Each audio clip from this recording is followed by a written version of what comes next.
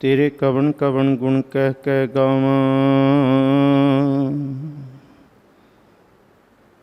तू साहिब गुणी निधाना।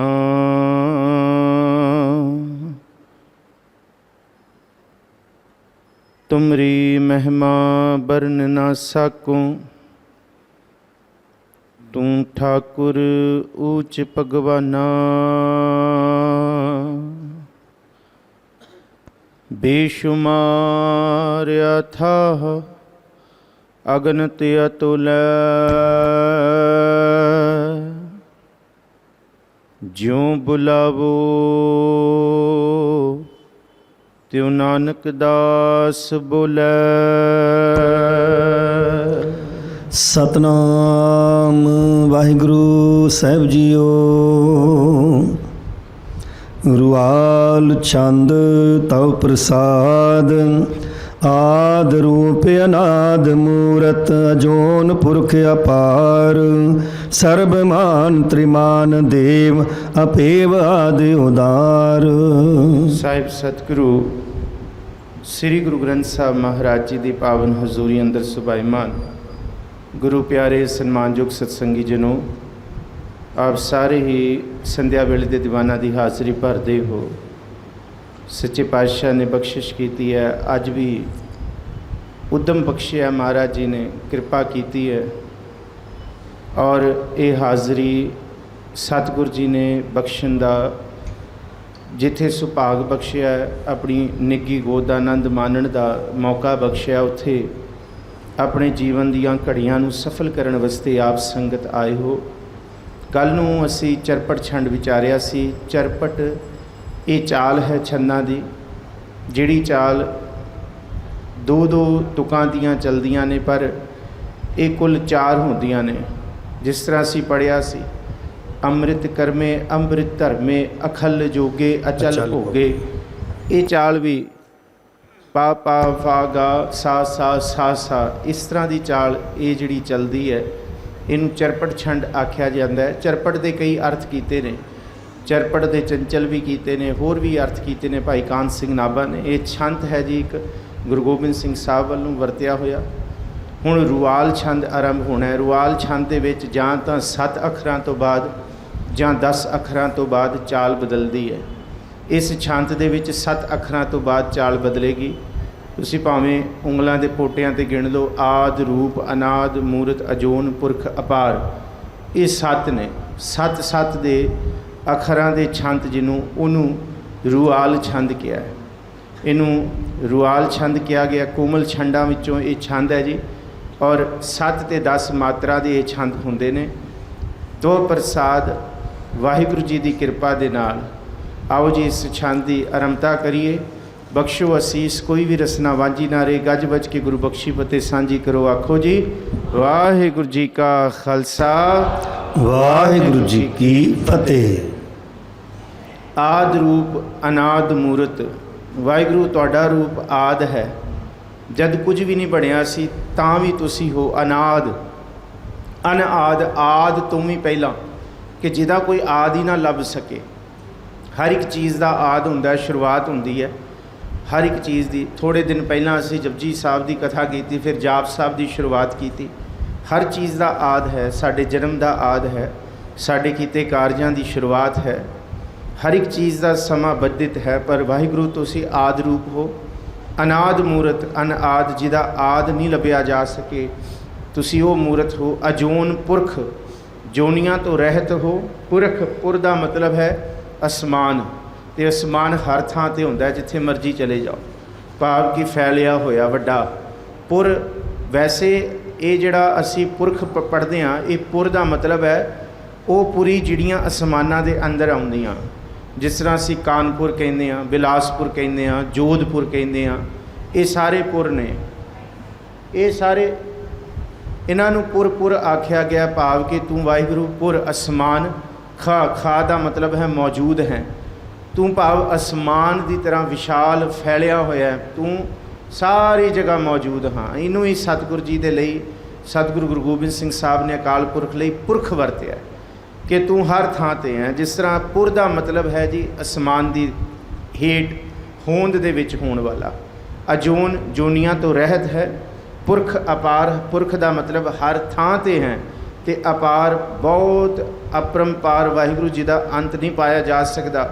ਤੁਸੀਂ ਉਹ ਹੋ ਸਰਬਮਾਨ, ਸਾਰਿਆਂ ਨੂੰ ਮਾਨ ਦੇਣ ਵਾਲੇ, ਤੇ ਸਾਰਿਆਂ ਦੇ ਵਿੱਚ ਮਾਨਨੀय ਮੰਨੇ ਗਏ ਤ੍ਰਿਮਾਨ ਦੇਵ। ਤਿੰਨੇ ਦੇਵਤਾਂ ਦੇ ਵਿੱਚ ਅਸੀਂ ਤਿੰਨਾਂ ਨੂੰ ਪੂਜੀਏ, ਪਰ ਗੁਰੂ ਗੋਬਿੰਦ ਸਿੰਘ ਸਾਹਿਬ ਕਹਿੰਦੇ ਤਿੰਨੋਂ ਤੁਹਾਨੂੰ ਪੂਜਦੇ ਨੇ, ਜਿਹਨੂੰ ਬ੍ਰਹਮਾ ਵਿਸ਼ਨੂੰ ਤੇ ਮਹੇਸ਼ ਜੀ ਆਖਿਆ। ਤ੍ਰਿਮਾਨ ਤਿੰਨਾਂ ਦੇਵਤਿਆਂ ਦੇ ਵਿੱਚ ਭਾਵ ਕਿ ਤੁਹਾਨੂੰ ਹੀ ਪੂਜਿਆ ਜਾਂਦਾ ਹੈ, ਤਿੰਨੋਂ ਤੁਹਾਨੂੰ ਪੂਜਦੇ ਨੇ, ਸਾਰੇ ਤੁਹਾਨੂੰ ਮੰਨਦੇ ਨੇ। ਸਰਬਮਾਨ ਤ੍ਰਿਮਾਨ ਦੇਵ ਅਭੇਵ ਆਦ ਉਦਾਰ। ਅਭੇਵ ਦਾ ਮਤਲਬ ਬੰਦਾ ਜਿੰਨਾ ਮਰਜੀ ਯਤਨ ਕਰ ਲੈ, ਕਬੀਰ ਜੋ ਮੈਂ ਚਿਤਵੋ ਨਾ ਕਰੈ, ਕਿਆ ਮੇਰਾ ਚਿਤਵੈ ਹੋਏ, ਆਪਣਾ ਚਿਤਵਿਆ ਹਰ ਕਰੇ, ਜੋ ਮੇਰੇ ਚਿਤ ਨਾ ਹੋਏ। ਅਭੇਵ ਦਾ ਮਤਲਬ ਕਿ ਕੋਈ ਤੁਹਾਡਾ ਅੰਤ ਨਹੀਂ ਪਾ ਸਕਿਆ, ਕੋਈ ਤੁਹਾਡਾ ਭੇਦ ਨਹੀਂ ਪਾ ਸਕਿਆ ਕਿ ਤੁਸੀਂ ਕੀ ਉਲੀਕਿਆ ਹੋਇਆ। ਬੰਦਾ ਕੁਝ ਸੋਚੀ ਬੈਠਦਾ ਤੇ ਤੁਸੀਂ ਕੁਝ ਹੋਰ ਕਰੀ ਬੈਠਦੇ ਹੋ। ਇਹ ਤੁਹਾਡਾ ਅਭੇਵ ਭਾਵ ਤੁਹਾਡਾ ਭੇਦ ਨਹੀਂ ਪਾਇਆ ਜਾ ਸਕਦਾ। ਤੇ ਤੁਸੀਂ ਆਦ ਤੋਂ ਹੀ ਉਦਾਰ ਚਿੱਤ ਹੋ, ਸਭ ਨੂੰ ਤਰਸਦੇ ਨਜ਼ਰ ਦੇ ਨਾਲ ਵੇਖਣ ਵਾਲੇ, ਆਪਣੀ ਸ਼ਰਨ ਵਿੱਚ ਰੱਖਣ ਵਾਲੇ, ਪਤਿਤ ਨੂੰ ਪੁਨੀਤ ਕਰਨ ਵਾਲੇ ਹੋ। ਇਹ ਤੁਹਾਡਾ ਸਭ ਤੋਂ ਵੱਡਾ ਭਾਵ ਕਿ ਇਹ ਛੰਤ ਸਿਰਫ ਔਰ ਸਿਰਫ ਪਾਰ ਬ੍ਰਹਮ ਪਰਮੇਸ਼ਵਰ ਦੇ ਬੇਅੰਤ ਰੂਪ ਜਿਹੜੇ ਨੇ ਨਾ, ਕਿ ਪ੍ਰਭੂ ਦਾ ਕਿਸ ਤਰ੍ਹਾਂ ਦਾ ਸੁਭਾਅ ਹੈ। ਤੂੰ ਆਦ ਰੂਪ ਹੈ, ਤੂੰ ਅਨਾਦ ਮੂਰਤ ਹੈ, ਅਜੂਨ ਜੋਨੀਆਂ ਤੋਂ ਰਹਿਤ ਹੈ। ਪੁਰਖ, ਪੁਰਖ ਦਾ ਮਤਲਬ ਹਰ ਥਾਂ 'ਤੇ ਮੌਜੂਦ ਹੈ, ਅਪਰੰਪਾਰ ਅਪਾਰ ਹੈ, ਸਾਰਿਆਂ ਵਿੱਚ ਮੰਨਿਆ ਹੋਇਆ। ਇੱਥੋਂ ਤੱਕ ਬ੍ਰਹਮਾ ਵਿਸ਼ਨੂੰ ਮਹੇਸ਼ ਜੀ ਵੀ ਤੁਹਾਨੂੰ ਮੰਨਦੇ ਨੇ।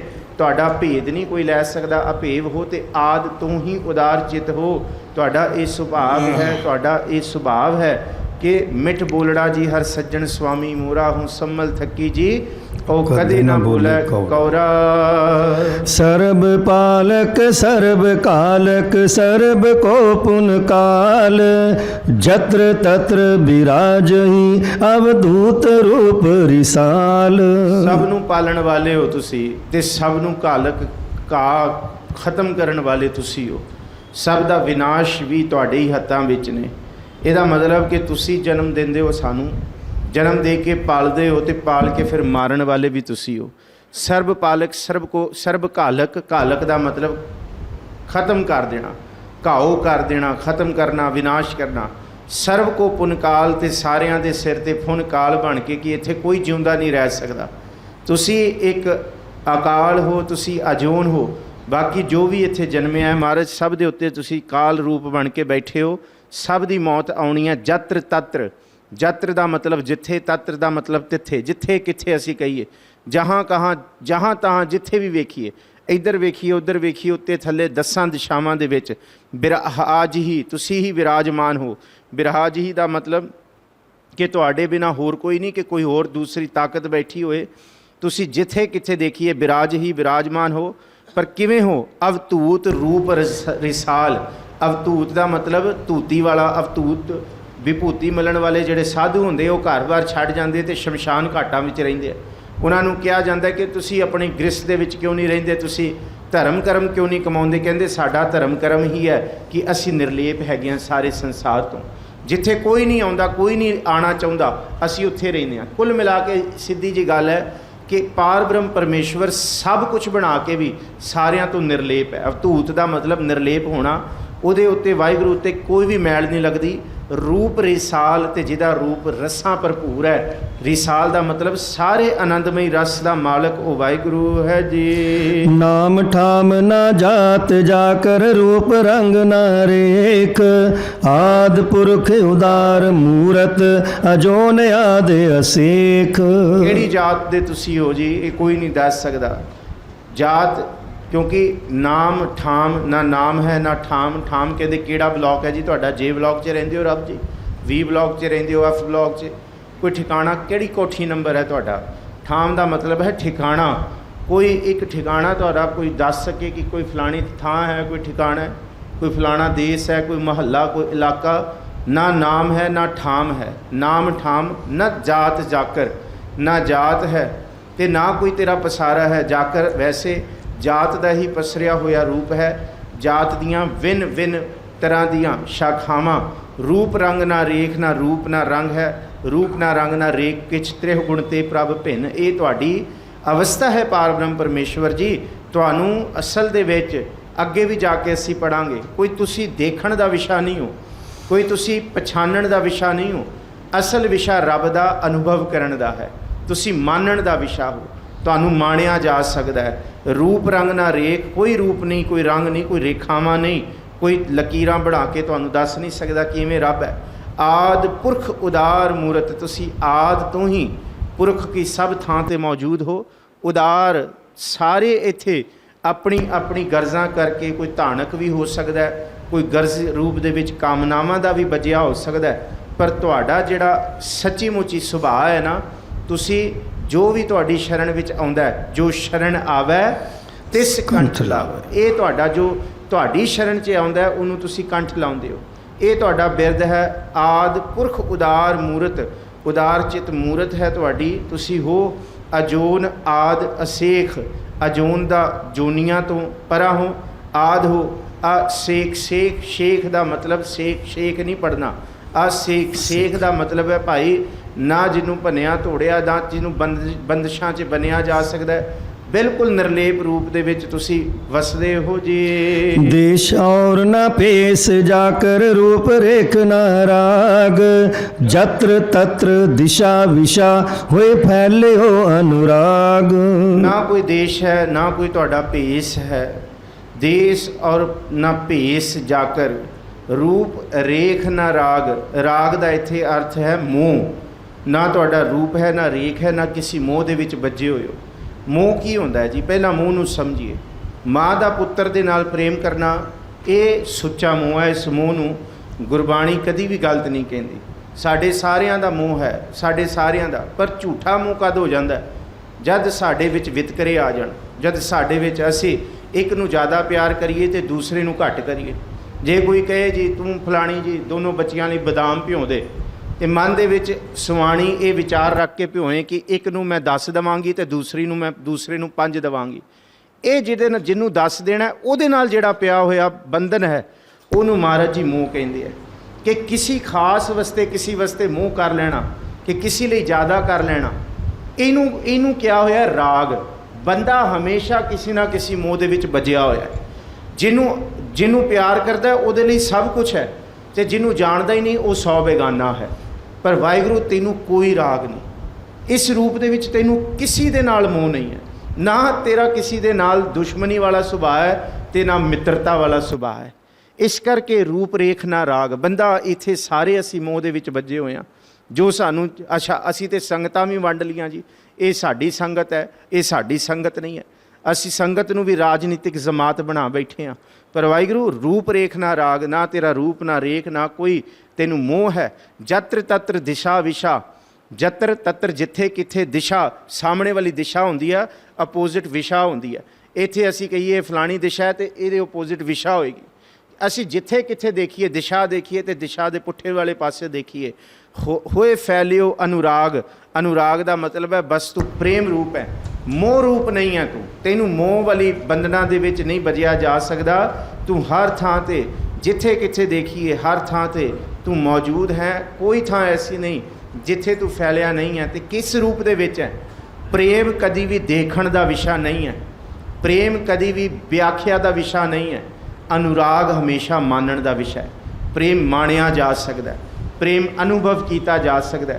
ਜੇ ਉਸ ਰੱਬ ਨੂੰ ਲੱਭਣ ਜਾਣਾ ਹੈ, ਅਤੇ ਕਿਤੇ ਦੱਖਣ ਦੇਸ ਹਰੀ ਕਾ ਵਾਸਾ ਕੋਈ ਕਹੇ, ਅਤੇ ਫਿਰ ਪੂਰਬ ਦੇ ਵਿੱਚ ਕੌਣ ਵਸਦਾ? ਫਿਰ ਪੱਛਮ 'ਚ ਕੌਣ ਰਹਿੰਦਾ ਜੇ ਇਕੱਲਾ ਰੱਬ ਦੱਖਣ 'ਚ ਹੀ ਬੈਠਾ ਹੋਇਆ? ਜੇ ਕੋਈ ਕਹੇ ਨਹੀਂ ਜੀ ਪੱਛਮ ਵਿੱਚ ਹੀ ਖੁਦਾ ਵਸਦਾ, ਅਤੇ ਬਾਕੀ ਫਿਰ ਕਿਹਦੇ ਥਾਂ ਨੇ ਜੇ ਇਕੱਲਾ ਰੱਬ? ਜਿੱਥੇ ਕਿੱਥੇ ਤੁਸੀਂ ਉਹਨੂੰ ਮਿਲਣਾ ਚਾਹੁੰਦੇ ਹੋ, ਵੇਖਣਾ ਚਾਹੁੰਦੇ ਹੋ, ਉਹਦੀ ਨਿਸ਼ਾਨੀ ਹੈ ਅਨੁਰਾਗ।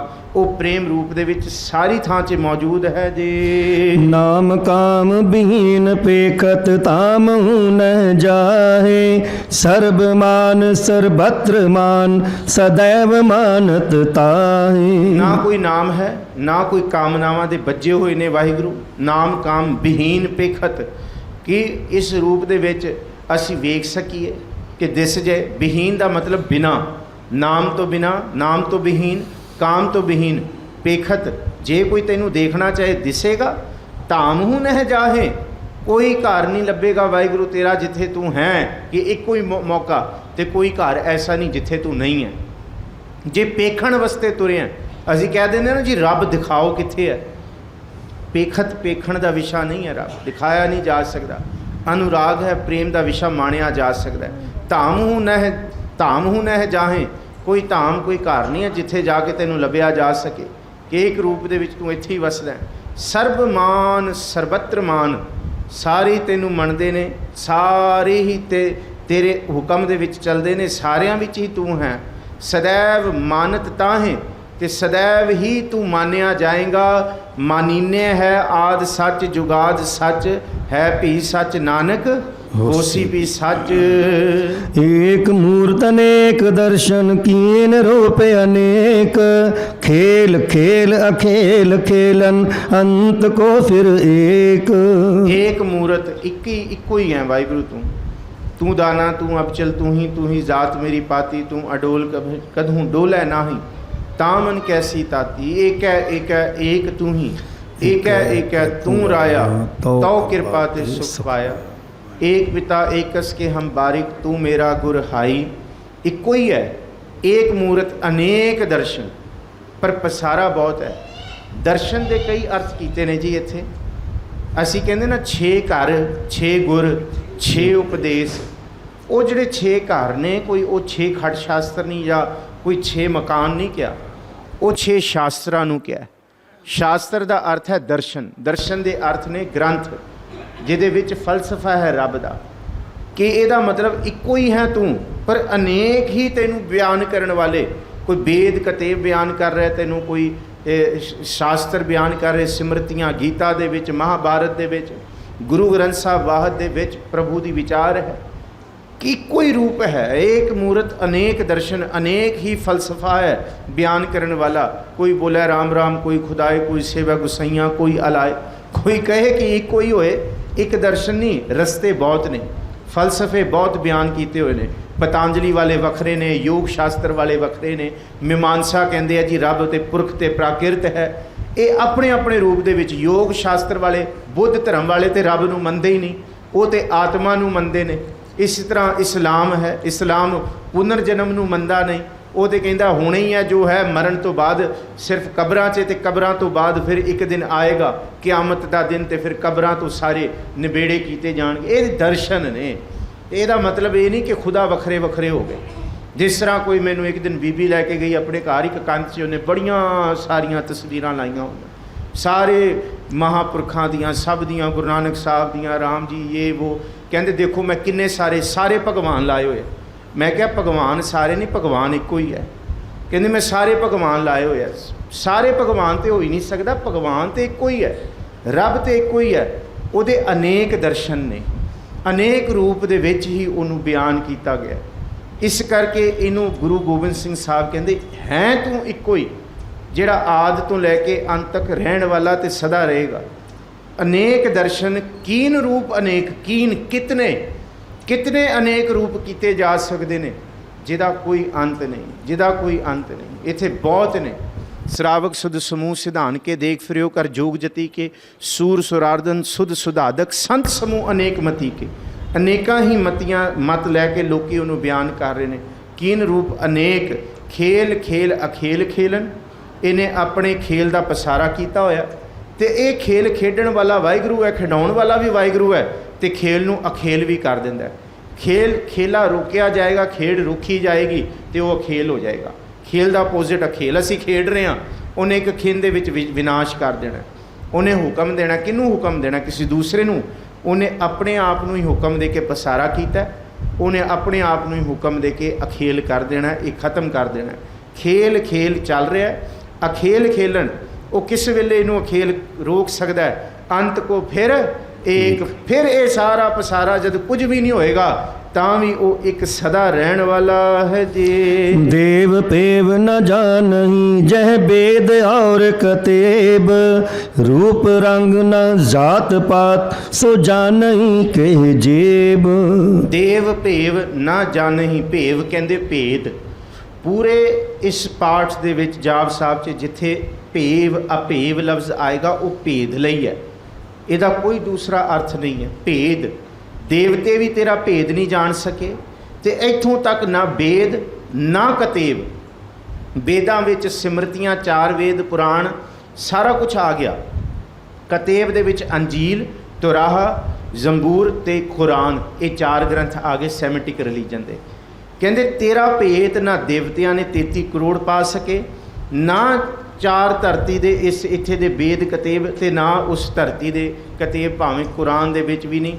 ये सारे तेनू बयान कर रहे ने, ओल्ड टैस्टामेंट, न्यू टैस्टामेंट, अंजील, तुराह, सब, पर भेत कोई नहीं पा सकिया। वेद कतेब इफ्तरा भाई दिल का फिक्र ना जाए वाली, ये वाली जड़ी तो जिन्हों सिमृत शास्त्र पुन पाप विचार दे, ततै सार ना जानी, ततै सार ना जानी गुरु बाजों, ततै सार ना जानी तेही गुणी संसार, भ्रम सुता सुत्या रहन विहानी, गुर कृपा ते से जन जागे जिना हर मन वसिया, बोल है अमृत बाणी। यही गल सतगुरु जी इत्थे समझा रहे ने।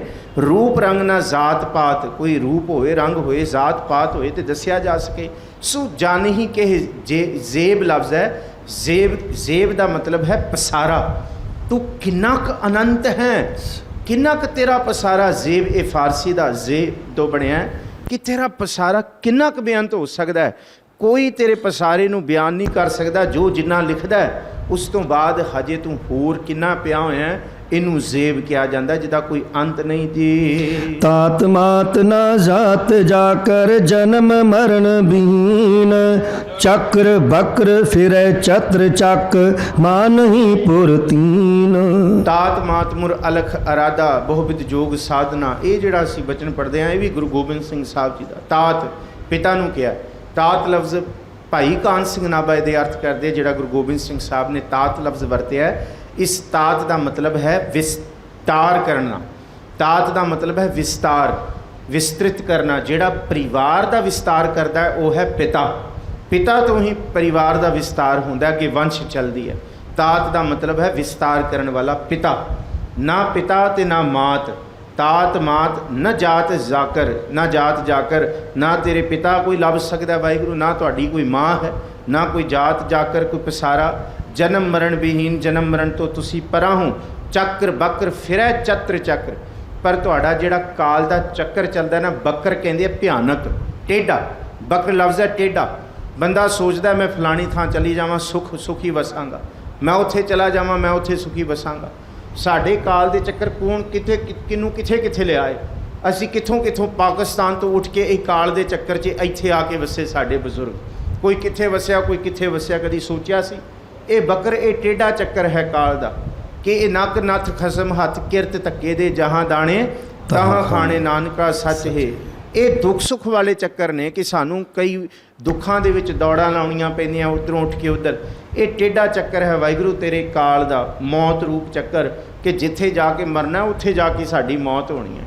चत्र चक्र फिरै चत्र बक्र फिरै चत्र चक्र, सारी थां ते तेरा बक्र टेढ़ा काल चक्कर चलिया है कि असीं कहिए नहीं जी इत्थे जावांगे तो इत्थे बच जावांगे, इत्थे पहुँच जावांगे तो इत्थे बच जावांगे। ये बकर लिखिया होया टेढ़ा, तैनू कोई मौत तो बचा नहीं सकता। सीधी जी गल है, बंदे तैनू कोई नहीं बचा सकता, तू जिथे मर्जी भज लै। ये चक्कर टेढ़ा है। चत्र चक्र मन ही पुरतीन, तिन्ना लोकां दे विच तेरे हुक्म नू सारियां ने मन्निया। 3 लोक ने, भावें ब्रह्मा विष्णु महेश आखो, भावें देवलोक आखो, पताल लोक आखो ते भावें मात लोक आखो, इन्हां सारियां विच तेरा चक्कर बकर भाव टेढ़ा चक्कर काल दा तुर रहा है जी। लोक 14 के बिखै जग जाप ही जय जाप, आद देव अनाद मूरत थाप्यो सबे जे थाप। लोक 14 लोकां दा जिक्र है पुरातन ग्रंथां दे विच कि धरती तो उत्ते 7 लोग ने ते धरती तो थल्ले 7 ने, ते इनू कुल 14 मनिया गया धरती नू परां करके। 14 लोग धरती, 7 उत्ते 7 थल्ले। कहंदे ये सारे 14 लोग ने कि कल्ले धरती दे उत्ते रब नहीं ते आया जांदा। ये 14 लोकां विच वाहिगुरू दा हुक्म चलदा है। लोक 14 के बिखै, बिखै भाव पसारा उन्हां थावां ते। जग जापी जय जाप, दस्तगीर दे पुत्तर ने अहंकार किया सी गुरु नानक साहब कोल। गुरु नानक साहब ने उहदा हत्थ फड़िया, तो जब उहदा हत्थ फड़िया तो उन्होंने इउं प्रतीत होया कि गुरु नानक साहब उन्होंने लोकां पर लोकां दी सैर कराउण लै गए ने। ਉਹਨੂੰ ਖੰਡਾਂ ਬ੍ਰਹਿਮੰਡਾਂ ਵਿੱਚ ਘੁਮਾ ਰਹੇ ਨੇ। ਇਹਦਾ ਜ਼ਿਕਰ ਭਾਈ ਗੁਰਦਾਸ ਵੀ ਇਸ਼ਾਰਾ ਕਰਦੇ ਆ ਥੋੜ੍ਹਾ ਜਿਹਾ। ਜਦ ਉਹ ਉੱਤੇ ਸੀ ਕਹਿੰਦਾ ਮੇਰਾ ਬਾਪੂ ਤੇ ਹੁਣ ਬਜ਼ੁਰਗ ਹੋ ਕੇ ਮਰ ਵੀ ਗਿਆ ਹੋਏਗਾ, ਮੈਨੂੰ ਲੈ ਚਲੋ ਵਾਪਸ। ਤੇ ਜਦ ਵਾਪਸ ਆਏ ਤੇ ਪਿਤਾ ਨੂੰ ਕਹਿੰਦਾ ਮੈਂ ਕਿੰਨੇ ਸਾਲਾਂ ਬਾਅਦ ਵਾਪਸ ਆਇਆ। ਤੇ ਉਹ ਜਿਹੜਾ ਦਸਤਗੀਰ ਸੀ ਉਹ ਕਹਿੰਦਾ ਤੂੰ ਪਾਗਲ ਹੋ ਗਿਆ, ਹੁਣੇ ਤੇ ਇੱਥੇ ਹੀ ਖਿੰਨ ਦੀ ਗੱਲ ਹੈ, ਤੂੰ ਖਿੰਨ ਦੇ ਵਿੱਚ ਤੇ ਇੱਥੇ ਸਾਂ, ਹੁਣੇ ਤੇ ਖਿੰਨ ਹੀ ਹੋਇਆ ਤੇ ਤੂੰ ਖਿੰਨ ਬਾਅਦ ਕਹਿੰਦਾ ਹੈ। ਤੇ ਇਹਦਾ ਮਤਲਬ ਕਿ ਇੱਕ ਖਿੰਨ ਵਿੱਚ ਗੁਰੂ ਨਾਨਕ ਸਾਹਿਬ ਨੇ ਉਹਨੂੰ ਲੋਕਾਂ ਪਰਲੋਕਾਂ ਦੀ ਪ੍ਰਤੀਤ ਕਰਾ ਦਿੱਤੀ ਸੀ।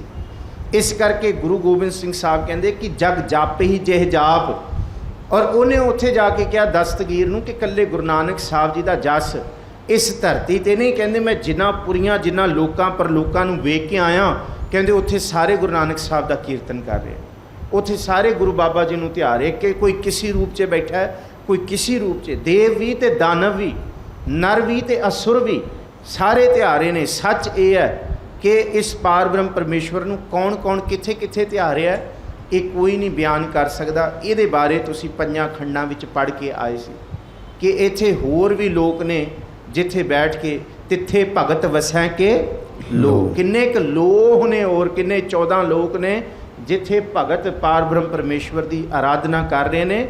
ਇਹਨੂੰ ਹੀ ਕਿਹਾ ਕਿ ਇਹ ਜਗ ਜਾਪ ਹੀ ਜੇ ਜਾਪ, 14 ਲੋਕਾਂ ਵਿੱਚ ਵੀ ਵਾਹਿਗੁਰੂ ਤੇਰਾ ਹੀ ਜਾਪ ਹੋ ਰਿਹਾ ਹੈ। ਆਦ ਦੇਵ ਅਨਾਦ ਮੂਰਤ ਦੇਵ, ਦਿਵਿਆ ਨੇਤਰ, ਦਿਵਿਆ ਰੋਸ਼ਨੀ ਦਿਨ, ਕਿ ਆਦ ਸ਼ੁਰੂਆਤ ਤੂੰ ਵੀ ਪਹਿਲਾਂ ਤੂੰ ਹੀ ਸੈਂ, ਆਦ ਤੂੰ ਵੀ ਤੇਰਾ ਹੀ ਚਾਨਣ ਗਿਆਨ ਹੈ। ਅਨਾਦ ਜਿੱਥੋਂ ਆਦ ਵੀ ਸ਼ੁਰੂ ਹੁੰਦਾ, ਆਦ ਤੂੰ ਵੀ ਪਹਿਲਾਂ ਤੂੰ ਹੈ। ਥਾਪਿਓ ਅਨਾਦ ਮੂਰਤ, ਥਾਪਿਓ ਸਭੈ ਜੇ ਥਾਪ, ਤੈਨੂੰ ਕੋਈ ਨਹੀਂ ਥਾਪ ਸਕਦਾ ਪਰ ਤੂੰ ਸਾਰਿਆਂ ਨੂੰ ਥਾਪਿਆ, ਕਿਉਂਕਿ ਥਾਪਿਆ ਨਾ ਜਾਏ ਕੀਤਾ ਨਾ ਹੋਏ, ਆਪੇ ਆਪ ਨਿਰੰਜਨ ਸੋਏ। ਪਰ ਸਾਰਾ ਕੁਝ ਬਣਾਇਆ ਹੋਇਆ ਥਾਪਿਓ ਸਭੈ ਜਿਹੇ ਥਾਪ, ਇਹ ਸਭ ਤੁਸੀਂ ਥਾਪਿਆ ਹੈ ਜੀ। ਪਰਮ ਰੂਪ ਪੁਨੀਤ ਮੂਰਤ ਪੂਰਨ ਪੁਰਖ ਅਪਾਰ, ਸਰਬ ਵਿਸ਼ਵ ਰਚਿਓ ਸਵੰਭਵ ਗੜਨ ਪੰਜਨ ਹਾਰ। ਸਪਸ਼ਟ ਹੋ ਗਏ ਨੇ ਜੀ ਅਰਥ। ਰੁਆਲ ਛੰਦ ਤੱਕ ਆਂਦੇ ਆਂਦੇ ਜਾਪ ਸਾਹਿਬ ਦੇ ਅੱਖਰ ਸਪਸ਼ਟ ਹੋ ਜਾਂਦੇ, ਕਿਉਂਕਿ ਜਾਪ ਹੈ। ਇਹਨੂੰ ਫਿਰ ਅੱਗੇ ਸੱਚੇ ਪਾਤਸ਼ਾਹ ਕਹਿੰਦੇ ਪਰਮ ਰੂਪ, ਬੜਾ ਪਰਮ ਹੈ, ਪਰਮਾਤਮ ਰੂਪ ਜਿਹਨੂੰ ਕਹਿੰਦਾ ਹੈ, ਪਰਮ ਵੱਡਾ ਰੂਪ ਹੈ। ਪੁਨੀਤ ਮੂਰਤ, ਸਾਰੇ ਇੱਥੇ ਮੈਲੇ ਨੇ, ਇੱਕ ਤੂੰ ਹੀ ਉਜਲ ਪੁਨੀਤ ਹੈ, ਮੈਲੇ ਤੁਮ ਉਜਲ ਕਰਤੇ ਹਮ, ਨਿਰਗੁਣ ਤੂੰ ਦਾਤਾ ਹਮ, ਮੂਰਖ ਤੁਮ ਚਤੁਰ ਸਿਆਣੇ ਤੂੰ ਸਰਬ ਕਲਾਂ ਕਾ ਗਿਆਤਾ। ਪਰਮ ਰੂਪ ਪੁਨੀਤ ਮੂਰਤ, ਪੂਰਨ ਪੁਰਖ ਅਪਾਰ, ਪੂਰਨ ਪੁਰਖ ਹੈ ਵਾਹਿਗੁਰੂ ਤੂੰ, ਅਪਰੰਪਾਰ ਹੈ। ਸਰਬ ਵਿਸ਼ਵ, ਸਾਰੇ ਵਿਸ਼ਵ ਨੂੰ ਰਚਣ ਵਾਲਾ, ਰਚਿਓ ਜਿਹਨੂੰ ਕਿਹਾ ਨਾ, ਸਾਰੀ ਸ੍ਰਿਸ਼ਟੀ ਦੀ ਰਚਨਾ ਹੈ, ਜਿਹਨੂੰ ਕਿਹਾ ਇਹ ਵਿਸ਼ ਸੰਸਾਰ ਤੁਮ ਦੇਖਦੇ, ਇਹ ਹਰ ਕਾ ਰੂਪ ਹੈ, ਹਰ ਰੂਪ ਨਦਰੀ ਆਇਆ। ਸਰਬ ਵਿਸ਼ਵ ਰਚਿਓ ਸਵਯੰ ਭਵ, ਤੁਸੀਂ ਸਭ ਨੂੰ ਰਚਿਆ ਪਰ ਤੁਹਾਨੂੰ ਕੋਈ ਰਚ ਨਹੀਂ ਸਕਦਾ। ਤੁਸੀਂ ਸਹਿ ਭੰਗ ਹੋ, ਅਜੂਨੀ ਸਹਿ ਭੰਗ ਸਵਯੰ ਭਵ, ਆਪਣੇ ਆਪ ਦੇ ਵਿੱਚੋਂ, ਆਪਣੇ ਆਪ ਵਿੱਚੋਂ ਹੀ ਪ੍ਰਗਟ ਹੋਏ ਹੋ। ਗੜਨ ਭੰਜਨ ਹਾਰ, ਸਭ ਕੁਝ ਬਣਾਉਣ ਵਾਲੇ ਹੋ ਤੇ ਸਭ ਕੁਝ ਭੰਜਨ ਵਾਲੇ ਹੋ, ਭੰਨਣ ਵਾਲੇ ਹੋ ਜੀ। ਕਾਲਹੀਨ ਕਲਾ ਸੰਜੁਗਤ ਅਕਾਲ ਪੁਰਖ ਆਦੇਸ਼, ਧਰਮ ਤਾਮ ਸੋ ਪਰਮ ਰਹਿਤ ਅਪੂਤ ਅਲਖ ਅਪੇਸ। ਕਾਲਹੀਨ, ਕਾਲ ਤੋਂ ਪਰਾਂ ਹੋ, ਤੁਸੀਂ ਸਭ ਕਾਲ ਦੇ ਵਿੱਚ ਵੱਜਿਆ ਹੋਇਆ, ਪਰ ਤੁਸੀਂ ਕਾਲ ਦੇ ਅਧੀਨ ਨਹੀਂ ਆ ਸਕਦੇ। ਕਲਾ ਸੰਯੁਗਤ, ਸਾਰੀ ਤਾਕਤ ਤੁਹਾਡੇ ਵਿੱਚੋਂ ਹੈ। ਕਲਾ ਤਾਕਤ, ਜੇ ਤਾਕਤ ਨਾ ਹੋਏ ਕੋਈ ਤਾਕਤਵਰ ਨਹੀਂ ਹੋ ਸਕਦਾ, ਜੇ ਸ਼ਕਤੀ ਨਾ ਹੋਏ ਤੇ ਕੋਈ ਸ਼ਕਤੀਸ਼ਾਲੀ ਨਹੀਂ ਹੋ ਸਕਦਾ, ਜੇ ਪਾਵਰ ਹੀ ਨਾ ਹੋਏ ਤੇ ਕੋਈ ਪਾਵਰਫੁਲ ਕਿੱਥੋਂ ਹੋਏਗਾ। ਸ਼ਕਤੀ ਤੁਹਾਡੀ ਹੈ ਤੇ ਅਸੀਂ ਸ਼ਕਤੀਸ਼ਾਲੀ ਹੋ ਕੇ ਮਾਣ ਕਰਦੇ ਹਾਂ ਆਪਣੇ ਆਪ ਤੋਂ। ਹੈ ਤੁਸੀਂ ਕਲਾ ਦੇ ਮਾਲਕ, ਤੇ ਕਲਾ ਤੋਂ ਅਸੀਂ ਥੋੜ੍ਹੀ ਜਿਹੀ ਆਪਣੇ ਆਪ ਕੋਲ ਲੈ ਕੇ ਅਸੀਂ ਸਭ ਤੋਂ ਵੱਡੇ ਬਣੀ ਫਿਰਦੇ ਹਾਂ। ਪਰ ਕਲਾ ਸੰਯੁਗਤ, ਸੰਯੁਗਤ ਦਾ ਮਤਲਬ ਸੋਮਾ, ਕਿ ਇਹ ਤਾਕਤ ਆ ਕਿੱਥੋਂ ਰਹੀ ਹੈ, ਤੁਹਾਡੇ ਵਿੱਚੋਂ ਆ ਰਹੀ ਹੈ। ਹੁਣ ਕੋਈ ਕਹੇ ਜੀ ਇਹ ਕਥਾ ਜੀ ਤੁਸੀਂ ਕਰ ਰਹੇ ਹੋ, ਇਹ ਕਥਾ ਮੈਂ ਨਹੀਂ ਕਰ ਰਿਹਾ, ਸੱਚੀ ਗੱਲ ਹੈ, ਕਲਾ ਉਹਦੀ ਹੈ। ਕੋਈ ਕਹੇ ਜੀ ਭਾਈ ਸਾਹਿਬ ਪੜ੍ਹ ਕੇ ਸੁਣਾ ਰਹੇ ਨੇ, ਜਾਂ ਤੁਸੀਂ ਬੈਠ ਕੇ ਸੁਣ ਰਹੇ ਹੋ, ਕਰ ਰਹੇ ਹੋ, ਇਹ ਸਭ ਦੇ ਅੰਦਰ ਦੀ ਜਿਹੜੀ ਕਲਾ ਹੈ, ਸਾਨੂੰ ਸ਼ਕਤੀਮਾਨ ਜਾਂ ਸ਼ਕਤੀਸ਼ਾਲੀ ਜਾਂ ਉਦਮਸ਼ੀਲ ਬਣਾਉਣ ਵਾਲੀ ਜਿਹੜੀ ਉਦਮ ਦੀ ਕਲਾ ਹੈ, ਉਹ ਵਾਹਿਗੁਰੂ ਦੀ ਹੈ। ਇਹ ਗੁਰੂ ਗੋਬਿੰਦ ਸਿੰਘ ਸਾਹਿਬ ਕਹਿੰਦੇ ਕੋਈ ਵਿਰਲਾ ਸਮਝਦਾ ਕਿ ਕਲਾ ਸੰਯੁਗਤ ਤਾਕਤ ਉਹਦੀ ਹੈ, ਕੁਛ ਵੀ ਕਰਨ ਦੇ ਪਿੱਛੇ ਉਹੀ ਹੈ। ਕਲਾ ਸੰਯੁਗਤ ਅਕਾਲ ਪੁਰਖ, ਉਹ ਅਕਾਲ ਪੁਰਖ ਹੈ, ਇਸ ਲਈ ਉਹਨੂੰ ਆਦੇਸ਼ ਦਾ ਮਤਲਬ ਹੈ ਨਮਸਕਾਰ ਹੈ। ਇੱਥੇ ਆਦੇਸ਼ ਦੇ ਦੋ ਅਰਥ ਕੀਤੇ ਹੈ। ਦੇਸਾਂ ਤੋਂ ਰਹਿਤ, ਪਰ ਨਹੀਂ, ਜਦ ਤਾਕਤ ਦੀ ਗੱਲ ਆਏਗੀ ਤੇ ਤਾਕਤ ਅੱਗੇ ਝੁਕਣਾ ਹੀ ਹੋਏਗਾ। ਆਦੇਸ ਤਿਸੈ ਆਦੇਸ, ਆਦ ਅਨੀਲ ਅਨਾਦ ਅਨਾਹਤ, ਜੁਗ ਜੁਗ ਏਕੋ ਵੇਸ। ਇਸ ਕਰਕੇ ਨਮਸਕਾਰ। ਧਰਮ ਧਾਮ ਸੁਭਰਮ ਰਹਿਤ, ਕਹਿੰਦੇ ਤੇਰੇ ਧਰਮ ਸਾਰੇ ਧਾਮਾਂ ਦੇ ਵਿੱਚ, ਸਾਰੀਆਂ ਥਾਵਾਂ ਦੇ ਵਿੱਚ ਚੱਲ ਰਹੇ ਨੇ। ਧਰਤੀ ਤੇਰੇ ਹੁਕਮ 'ਚ ਹੁਕਮ ਕਮਾ ਰਹੀ ਹੈ। ਪਵਨ ਗੁਰੂ ਪਾਣੀ ਪਿਤਾ ਮਾਤਾ ਧਰਤ ਮਹਤ, ਦਿਵਸ ਰਾਤ ਦੋਈ ਦਾਈ ਦਾਇਆ। ਦਾਈ ਤੇ ਦਾਇਆ, ਦਾਇਆ ਦਿਨੇ ਸੰਭਾਲਦਾ ਤੇ ਦਾਈ ਰਾਤ ਨੂੰ ਸੰਭਾਲਦੀ ਹੈ ਬੱਚੇ ਨੂੰ। ਇਸ ਤਰ੍ਹਾਂ ਦਿਨ ਤੇ ਰਾਤ ਇਹ ਤੇਰਾ ਧਰਮ ਹੈ। ਸੋ ਭਰਮ ਰਹਿਤ, ਦੁਨੀਆ ਸਾਰੀ ਭਰਮ 'ਚ ਹੈ, ਪਰ ਵਾਹਿਗੁਰੂ ਤੁਹਾਨੂੰ ਭਰਮ ਨਹੀਂ ਹੈ। ਅਭੂਤ, ਭੂਤ ਭਾਵ ਪੰਜ ਭੂਤਕ ਸਰੀਰ 'ਚ ਬੰਦਾ ਬਣਿਆ ਹੋ ਸਕਦਾ ਹੈ, ਧਰਤੀ ਬਣੀ ਹੋ ਸਕਦੀ ਹੈ, ਪਰ ਤੁਸੀਂ ਅਭੂਤ ਹੋ, ਪੰਜਾਂ ਤੱਤਾਂ ਤੋਂ ਰਹਿਤ, ਅਲੱਖ। ਅਲੱਖ ਲਖਿਆ ਨਹੀਂ ਜਾ ਸਕਦਾ। ਅਭੇਸ, ਤੇ ਤੁਹਾਡਾ ਕੋਈ ਵੀ ਭੇਸ ਨਹੀਂ ਮਿਥਿਆ ਹੋਇਆ ਜੀ। ਅੰਗ ਰਾਗ ਨਾ ਰੰਗ, ਜਾ ਕਹਿ ਜਾਤ ਪਾਤ ਨਾ ਨਾਮ, ਗਰਭ ਗੰਜਨ ਦੁਸ਼ਟ ਭੰਜਨ, ਮੁਕਤ ਦਾਇਕ ਕਾਮ। ਅੰਗ ਰਾਗ, ਅੰਗਾਂ ਦੇ ਰੂਪ ਦੇ ਵਿੱਚ ਤੁਹਾਨੂੰ ਪ੍ਰੇਮ ਨਹੀਂ ਕੀਤਾ ਜਾ ਸਕਦਾ ਕਿ ਤੁਹਾਡਾ ਚਿਹਰਾ ਸੋਹਣਾ ਹੈ, ਤੁਹਾਡੇ ਵਾਲ ਸੋਹਣੇ ਨੇ, ਤੁਹਾਡੇ ਅੰਗ ਸੋਹਣੇ ਨੇ, ਤੁਹਾਡਾ ਕੱਦ ਲੰਬਾ ਹੈ। ਅੰਗ ਰਾਗ ਨਾ ਰੰਗ ਜਾ ਕਹਿ, ਕਿ ਇਸ ਰੂਪ ਦੇ ਵਿੱਚ ਥੋੜ੍ਹੀ ਹੈ ਕਿ ਅੰਗ ਰਾਗ ਦਾ ਮਤਲਬ ਮੋਹ। ਤੁਹਾਨੂੰ ਅੰਗਾਂ ਦੇ ਮੋਹ ਦੇ ਵਿੱਚ ਨਹੀਂ, ਅੰਗਾਂ ਦੇ ਰੂਪ 'ਚ ਬਣਤਰ 'ਚ ਨਹੀਂ ਬਣਾਇਆ ਜਾ ਸਕਦਾ ਕਿ ਤੁਹਾਡਾ ਚਿਹਰਾ ਕਿਸ ਤਰ੍ਹਾਂ ਦਾ ਹੋਏਗਾ। ਇਹ ਤੁਹਾਡੇ ਅੰਗ ਮੋਹ ਨਹੀਂ ਬਣਾਏ ਜਾ ਸਕਦੇ। ਮੋਹ ਦੇ ਵਿੱਚ ਨਹੀਂ ਕੋਈ ਤੁਹਾਨੂੰ ਸੋਚ ਕੇ ਨਹੀਂ ਜੀ ਮੈਂ ਇਹ ਮੂਰਤ ਬਣਾ ਲਈ ਤੇ ਇਸੀ ਮੂਰਤ ਦਾ ਧਿਆਨ ਧਰਨਾ। ਗੁਰੂ ਗੋਬਿੰਦ ਸਿੰਘ ਸਾਹਿਬ ਕਹਿੰਦੇ ਨਹੀਂ, ਕੋਈ ਅੰਗ, ਕੋਈ ਚਿਹਰਾ, ਕੋਈ ਮਿਥਿਆ ਵੀ ਨਹੀਂ ਜਾ ਸਕਦਾ।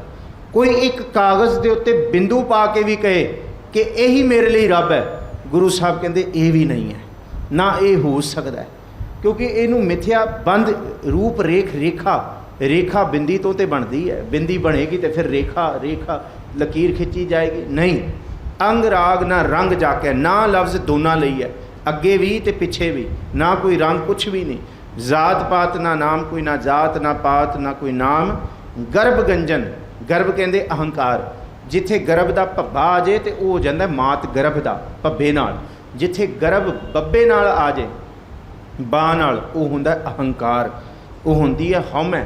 ਹਉਮੈ ਨੂੰ ਗੰਜਨ ਖਤਮ ਕਰਨ ਵਾਲੇ, ਦੁਸ਼ਟ ਭੰਜਨ, ਦੁਸ਼ਟਾਂ ਦਾ ਨਾਸ਼ ਕਰਨ ਵਾਲੇ, ਪਾਪੀਆਂ ਨੂੰ ਸੋਧਣ ਵਾਲੇ, ਮੁਕਤ, ਮੁਕਤੀ ਦੇ ਦਾਇਕ। ਦਾਇਕ ਦਾ ਮਤਲਬ ਹੈ ਦਾਤੇ, ਸਭ ਨੂੰ ਮੁਕਤੀ ਦੇਣ ਵਾਲੇ, ਤੇ ਕਾਮ, ਸਭ ਦੀਆਂ ਕਾਮਨਾਵਾਂ ਪੂਰਨ ਕਰਨ ਵਾਲੇ। ਤੁਸੀਂ ਪਾਰਜਾਤ, ਕਾਮ ਧੇਨ ਪਾਰਜਾਤ, ਹਰ ਹਰ ਰੁਖ ਤੁਸੀਂ ਹੋ ਜੀ। ਆਪ ਰੂਪ ਅਮੀਕ ਅਨੁਸਤਤ, ਏਕ ਪੁਰਖ ਅਵਤੂਤ, ਗਰਭ ਗੰਜਨ ਸਰਬ ਪੰਜਨ, ਆਦ ਰੂਪ ਅਸੂਤ।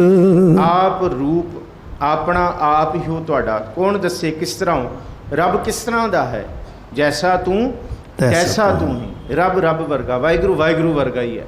ਆਪ ਰੂਪ ਅਮੀਕ, ਪਰ ਡੂੰਘਾ ਹੈ। ਅਮੀਕ ਦਾ ਮਤਲਬ ਗਹਿਰਾ, ਗੰਭੀਰ, ਬਹੁਤ ਡੂੰਘਾ, ਜਿਹਨੂੰ ਕੋਈ ਸੁਰਤ ਨਾਲ, ਆਪਣੀ ਗਿਆਨ ਇੰਦਰੀਆਂ ਦੇ ਨਾਲ ਕਾਬੂ ਨਹੀਂ ਕਰ ਸਕਦਾ।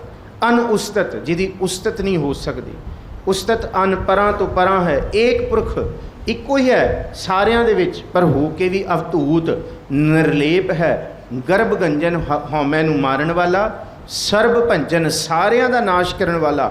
ਆਪ ਰੂਪ ਅਸੂਤ, ਸੂਤ, ਅਸੀਂ ਸਾਰੇ ਸੂਤੇ ਪਏ ਹਾਂ ਭਾਈ ਉਸ ਰੱਬ ਦੇ ਧਾਗੇ ਦੇ ਵਿੱਚ। ਸੂਤ ਕਹਿੰਦੇ ਧਾਗੇ ਵਿੱਚ ਬੱਝੇ ਹੋਏ ਹਾਂ ਅਸੀਂ, ਉਹਦੇ ਹੁਕਮ 'ਚ ਬੱਝੇ ਹੋਏ ਹਾਂ, ਉਹਦੇ ਮਣਕੇ ਹਾਂ। ਜਦ ਉਹਨੇ ਧਾਗਾ ਖਿੱਚ ਲਿਆ ਸਵਾਸਾਂ ਦਾ ਤੇ ਅਸੀਂ ਬਿਖਰ ਜਾਣਾ, ਪਰ ਉਹ ਕਿਸੇ ਧਾਗੇ 'ਚ ਨਹੀਂ ਬੱਝਿਆ ਹੋਇਆ, ਉਹ ਕਿਸੇ ਨਿਯਮ ਦੇ ਵਿੱਚ ਨਹੀਂ ਬੱਝਿਆ ਹੋਇਆ, ਉਹ ਕਿਸੇ ਨੇਮ 'ਚ ਨਹੀਂ ਬੱਝਿਆ ਹੋਇਆ, ਨਾ ਉਮਰਾਂ ਦੇ, ਨਾ ਦੁੱਖਾਂ ਦੇ, ਨਾ ਸੁੱਖਾਂ ਦੇ।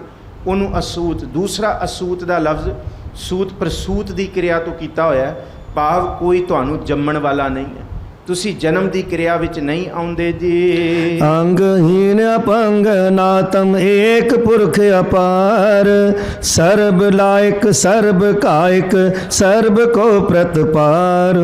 ਸਾਡੇ ਸਾਰਿਆਂ ਦੇ ਅੰਦਰ ਤੁਸੀਂ ਆਤਮ ਰੂਪ ਬੈਠੇ ਹੋ, ਪਰ ਤੁਹਾਡੇ ਅੰਦਰ ਕਿਹੜੀ ਆਤਮਾ ਹੈ?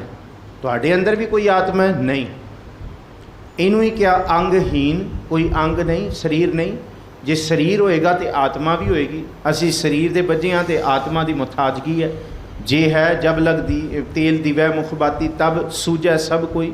तेल जली बात तेल जलै बाती ठहरानी, सूना मंदिर हुई रे बोरे तोहे घरी ना राखे कोई। ਇਹਦਾ ਜ਼ਿਕਰ ਕੀਤਾ ਬਾਰ-ਬਾਰ ਕਿ ਇਹ ਸੱਚ ਹੈ ਕਿ ਇੱਥੇ ਕੋਈ ਨਹੀਂ ਰਹਿਣ ਵਾਲਾ, ਪਰ ਤੂੰ ਵਾਹਿਗੁਰੂ ਅੰਗਹੀਨ ਅਭੰਗ, ਭੰਗ ਭਾਵ ਤੈਨੂੰ ਭੰਨਿਆ ਖਤਮ ਨਹੀਂ ਕੀਤਾ ਜਾ ਸਕਦਾ। ਅਨ ਆਤਮ, ਅਨ ਆਤਮਾ, ਅਨ ਆਤਮਾ ਦਾ ਮਤਲਬ ਹੈ ਆਤਮਾ ਤੋਂ ਰਹਿਤ, कि कोई आत्मा भी नहीं तेरी पाई वाहिगुरु। अन आत्म एक पुरख अपार, बस तू ही है इस जग में, पुरख एक है और सगली नार सबाई। सर्ब लायक सर्ब कायक, लायक का मतलब देण वाला, सब नूं भरन वाला, कायक मारन वाला। तू आप पालदा भी है तो आप मारदा भी है, सर्ब को प्रतिपाल ते सब दी प्रतिपालना करन वाला है जी। सर्वगंता सर्वहंता सर्व ते अनपेख, सर्व शास्त्र न जानही जय रूप रंग अर रेख। सर्वगंता सब नूं देण वाला, सब दे खजाने भरन वाला। सर्वहंता सब तो खो लैण वाला, खोण वाला भी तू ही है। सर्व ते अनभेख, सब दे विच हो के भी तू दिखदा नहीं है। सब दे रूप दिखते ने, भेख दिसते ने भाई, कोई गोरा है, कोई काला, कोई लंबा, कोई छोटा, पर तू सब तो अनभेख है, कोई भेख नहीं। सर्व शास्त्र ना जानही जेह रूप रंग अर रेख। सारे शास्त्र भी इकट्ठे कर लो ਤਾਂ ਵੀ नहीं जानिया जा सकता कि उस वाहिगुरु का रूप रंग रेख की है जी।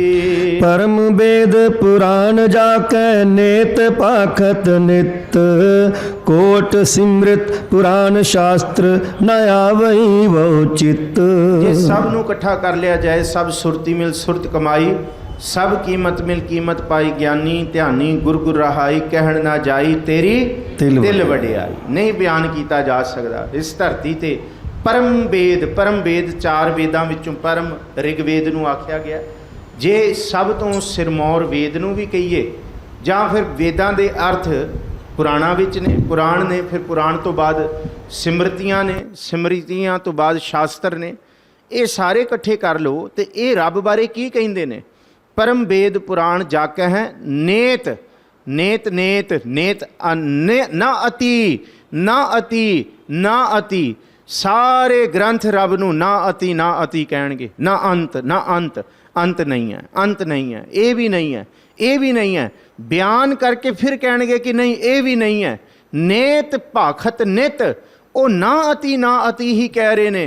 कोई वेद कोई शास्त्र कोई पूर्ण लिखत ऐसी नहीं है जिहड़ी उस वाहिगुरु पूर्ण नूं पूर्ण बयान कर सके। उस पूर्ण नूं पूर्ण ना अति नेत भाखत नित, नित ही जे भाखत बोलिया जाए, दिन रात ही पढ़िया जाए उन्होंने, तां भी उस तत्त दी सार नूं नहीं बयान कर सकती। कोट सिमृत, करोड़ां वारी सिमरतियां दा पाठ कर लिया जाए, करोड़ां सिमरतियां लिखियां जान, विचारियां जान।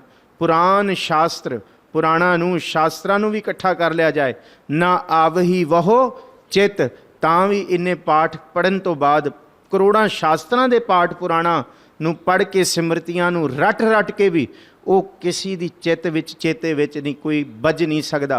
रावण ने भी पावे नाल उहनूं बन्निया सी। हरनाकश ने भी कहा सी, ना मैं जल दे ते मरा, ना मैं थल ते मरा, ना मैं अंदर मरा, ना मैं बाहर मरा, ना मैं सवेरे मरा ते ना राती मरा, पर वो भी मर गया, वो भी खत्म हो गया। जिन्हें काल नूं पावे नाल बन्निया वो भी मर गया। पर वाहिगुरू तेरा अंत नहीं है, इत्थे कोई तुहानूं नहीं खत्म कर सकदा। ना वेद शास्त्र तुहानूं लिया के कोई पढ़ के असी तुहानूं विचार लईए, तुसी किसी दे चित्त दे विच पूर्ण रूप दे विच नहीं वस सकदे। तुसी अनंत हो, एक नहीं बहुत जन्म बिछरे थे माधो, ये जन्म तुम्हारे लेखे। पूर्वले कई जन्मां तो भी ध्यान लगिए असी, पूर्व जन्म हम तुमरे सेवक अब तो मिटिया न जाई, तेरे द्वारा तुन सहज की मत है मेरे दगाई। ये इन्ने जन्म लैके भी तुहाडा अंत नहीं है जी। इत्थे समय की समाप्ति है। कल नूं मधभार छंद की आरंभता करांगे। थोड़ा इस छंद बारे असी समझांगे। ये चाल है जी, कित्थे कि किवें किहड़े अखर उत्ते वजन पाउणा है, वो विचार करके असी कल नूं फिर अगे चलांगे जी। धन्नवाद है जी श्री गुरु ग्रंथ साहब महाराज जी का। भुलां चुकां दी खिमा जी।